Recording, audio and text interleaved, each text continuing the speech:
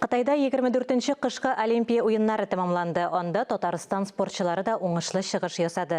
Шоңғыда трамплиннан секіруді ғымым команда біріншілігінде Лениногорскидан 18 яшілік Данил Садриев күміш медаль яулады. Республиканың яшүсмерлер спорт мәктәпләрендә шөгыльләнүчеләр дә Олимпия ойыннарында катнашырга хыяллана. Шуңа күрә күнегүләрдә активлык күрсәтә. Спорт мәктәбе Егор Малыгинның икенче туган йорты. 13 яшьлек үсмер атнасына 6 көн шаңгыда трамплиннан сикерү белән шөгыльләнә. Кумиры Данил Садриев кебек Олимпиадада катнашып медаль аласы килә. Мечтаю попасть на Олимпиаду, это было... Киләчәктә Олимпиада уеннарында катнашыр идем. Спортның күтәрен бик яратам. Зур уңышларга ирешеп, барысын да шаккатырасым килә.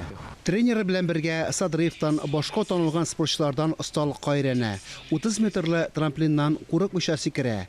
Кечерәкләр астанрак сикерә. Бу спортта иң мөһиме үҗәтлек, кыюлык, сынаулардан курыкмау. Стандартные по возрасту такие отжимания. Стандарт физик күнегүләр, турникта тартылу, шаңгыда йөгерү, озынлыкка, биеклеккә сикерүдә яхшы күрсәткечләргә ирешкән үсмерләрдән махсус төркемнәр җыябыз.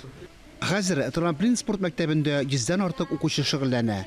Спорт тормыш нормасы федераль проекты буенча мәктәпне кирәкле җиһазлар, транспорт белән тәэмин иткәннәр.